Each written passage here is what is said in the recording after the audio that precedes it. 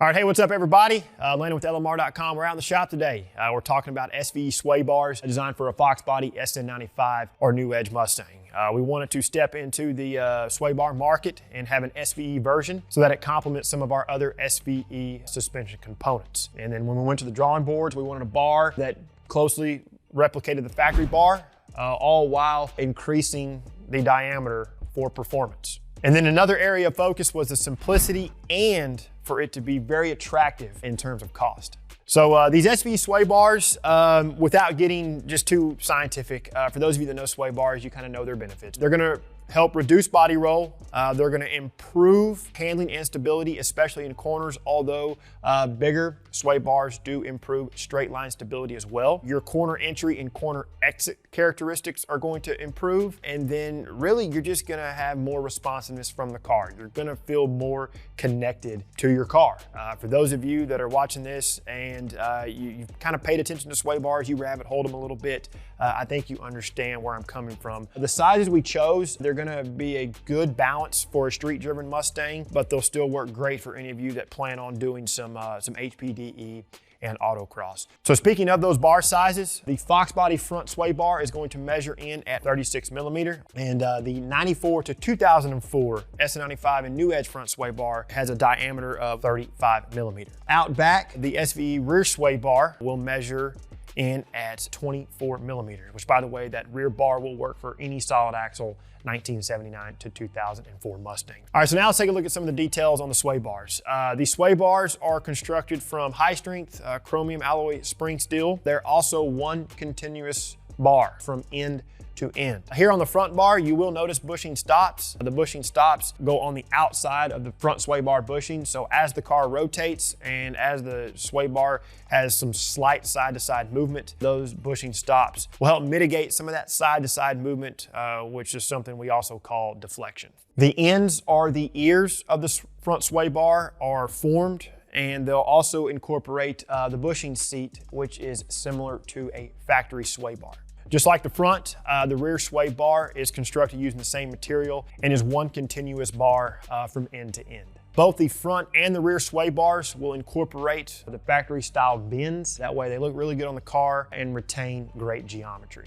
So you'll be able to buy these sway bars in a few different configurations, but with the front bar, we are going to provide end links and bushings. Sway bar bushing brackets are available separately. I went ahead and put a set on this 85 GT. I feel like it benefited from that, especially with the rest of the new components, but I feel like some of you will reuse what you have, or you may have already purchased new sway bar bushing brackets from us at some point in time. So the rear bar is pretty simple. You're gonna get 4 speed clips, U-nuts, whatever you wanna call it, and then 4 bolts to attach that to your rear lower control arm. Which, by the way, that rear bar will only work with solid axle 79 to 04 Mustangs that have a factory or factory style rear lower control arm, or an aftermarket rear lower control arm that accepts a rear sway bar. We are gonna be working on our 85 GT today. It already has a set of SVE lowering springs, so the sway bars are going to complement those springs real nice. And then we have a sway bar removal video. If you wanna go check that one out, we'll leave a link to it down in the video description. So let's get rolling.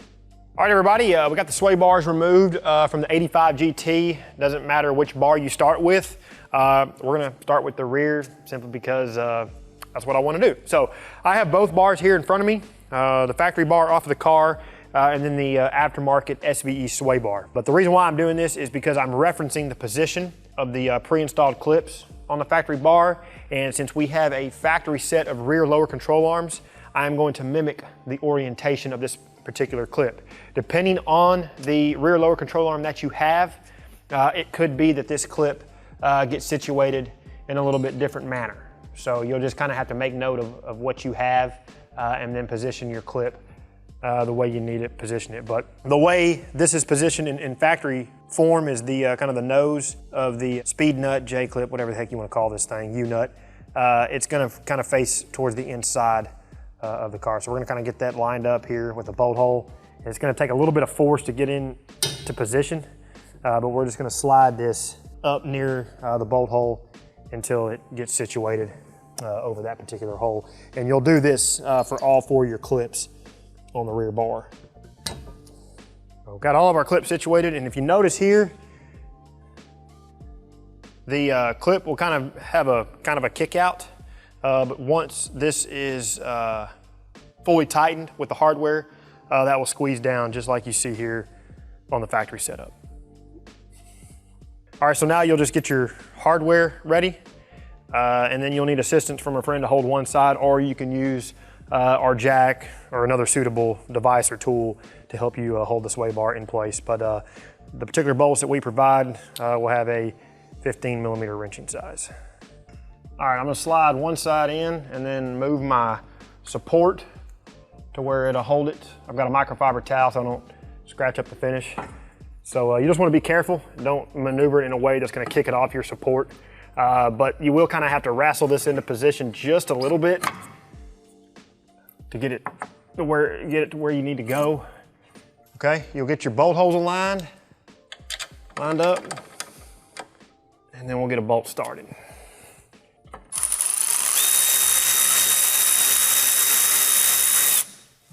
God dang! There we go. Had our clip a little too high on the bar, so I got it repositioned.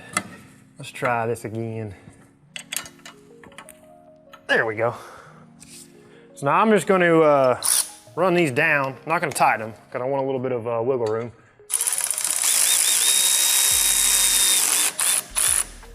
You want to make sure that bolt comes through the other side correctly, because if not, you're going to bottom it out. Again, this is a factory rear lower control arm. It's going to look different if you have an aftermarket rear lower control arm. So we'll get this other bolt started.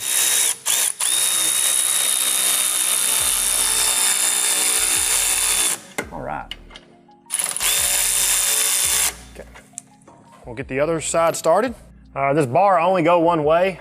You'll know if you've got it incorrect because it just won't work. And I can already tell you I've got the clips too far up on this as well. If you need to get better alignment for your bolt hole, just use an appropriate tool to get the clip situated where it needs to be. Now we can run these all the way down and torque them to spec.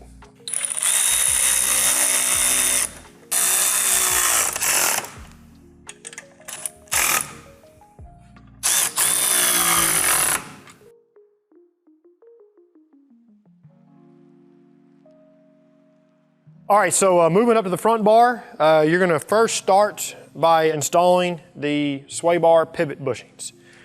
These are symmetrical in design, so there's no side-specific stuff here. You just gotta make sure it's positioned correctly whenever you go to put the sway bar bracket over it. But we're gonna take some polyurethane specific grease. We have this on the site. You don't need a lot of this. It's very tacky, it's very sticky. But what I'm gonna do, I'm gonna apply it to the inside of the bushing, like so. And then I'm gonna spread this with my finger. Before I do that, I'm gonna do the other one. Spread that around, like so. You just want a good even coating in there. And this is what's gonna pivot, or where the bar will pivot. You don't necessarily have to have any here or here where they're gonna make contact with your loop bracket on the sway bar. So there's a slit in these bushings. You'll just spread that open. Spread that open. And then the flat spot will face towards the frame rail. The curved side will face down towards you. And they're gonna go on the inside of the bushing stop. Notice the bushing stop right here. It's gonna go inboard side. And jumping over here to the pivot bushing brackets, or sway bar brackets, whatever you want to refer to them as, we're going to be installing new ones for this particular car.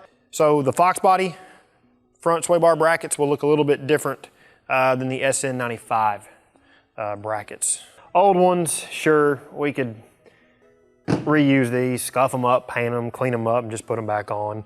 But we're going with new stuff to coincide with our brand new sway bar. And this is the way they're shipped. They're shipped with the nut plate bolted to them. So you'll just back the bolts out, set the nut plate down, and then sometimes this lower bracket, or upper bracket, however which way you're looking at it, sometimes this comes right out. Other times you're gonna kind of have to gently pry it out with a pry bar. And I say gently, that's still subjective, because that could be kind of stuck on there pretty good, but you just kind of have to get it in a manner where you have some leverage, and you'll just kind of pop it out of place. There you go.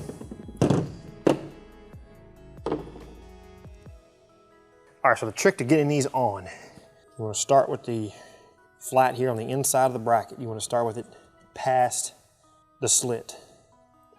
Try to keep as much pressure here as you can, and then you're just going to roll the backside over into the groove. It's going to take a little bit of pressure, a little bit of force, but it'll go. And then once you get it, you'll get your lower section of the bracket situated. I usually start with the longer tabs, angular tabs first. Get those situated, and you'll just push it down. Same thing over here. Get those tabs situated, push it down. We're gonna go ahead and set our nut plates up into the bracket that is spot welded to the frame rail. That way they're ready for when we hold the bar up. Our frame rail up underneath here is kind of dirty. If you want to clean it off, clean it off. If that's not a concern to you, don't worry about it. We're gonna wipe ours just real quick with some all-purpose cleaner degreaser. This one isn't as bad as the other side. And if you kind of wanted to go to town here on this spot and you know, kind of clean and address this, if you wanted to maybe shoot some black E-coat on it, you could. All gonna depend on your personal goals. This side here you can see is a little bit more dirty, so we may have to spend just a little bit more. Don't get the grease in your eye. God, dang it. Where's safety glasses? Do as I say, not as I do. Doesn't matter which way you situate it, you'll just want to place them in there. Okay, stud plates are in place. So now we'll get our bar situated.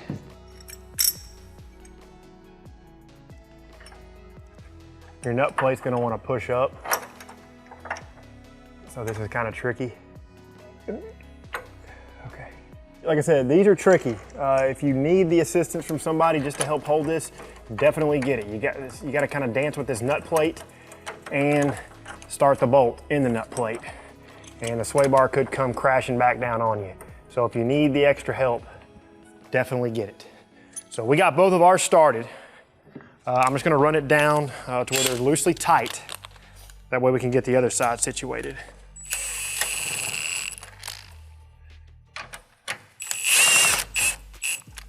Hold the nut plate and get that first bolt started. All right, and then we'll get that back one started.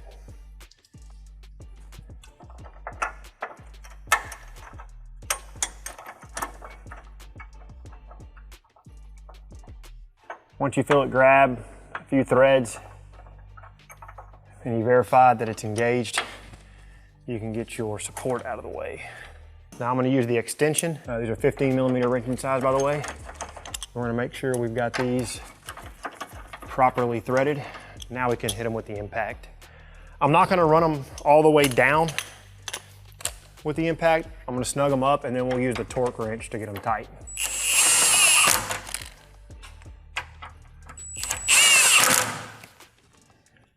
Alrighty. Go ahead and do the same for that other side. And then we can torque these to spec. Torque spec is 52 pound-feet.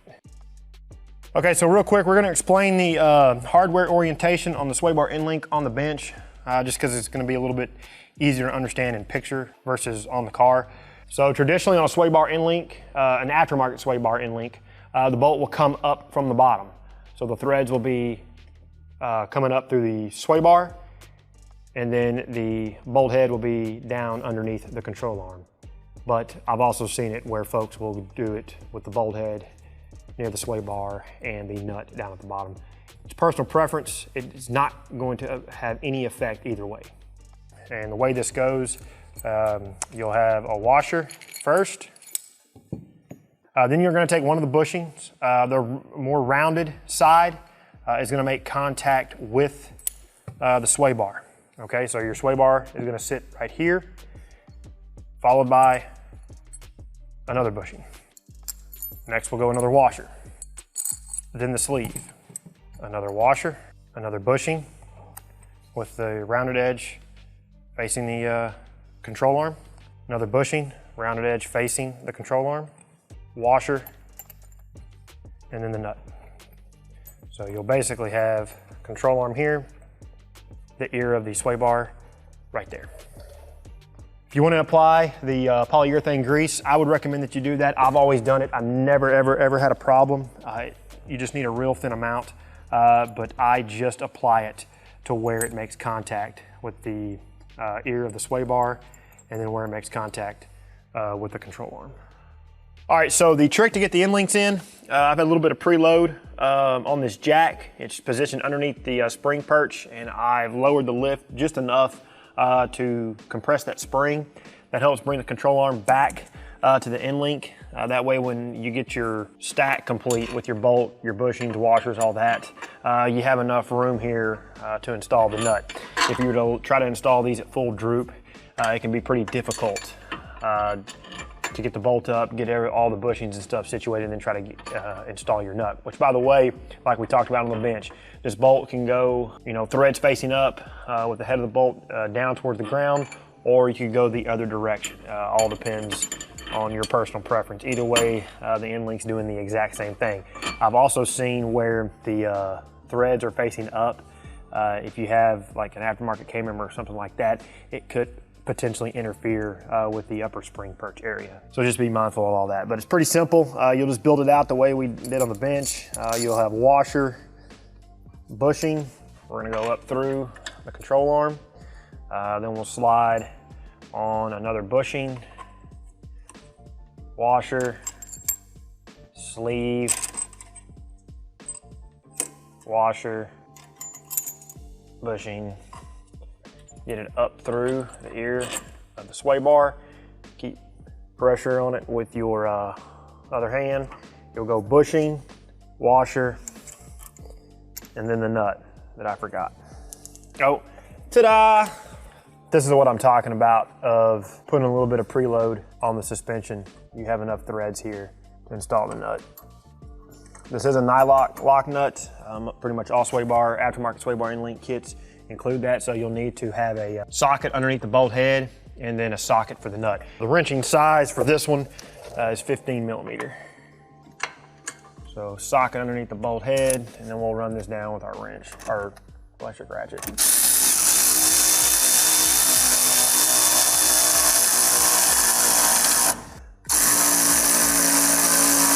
So you want to go till the bushings have a decent squish. These do have a torque spec, which is 14 foot-pounds.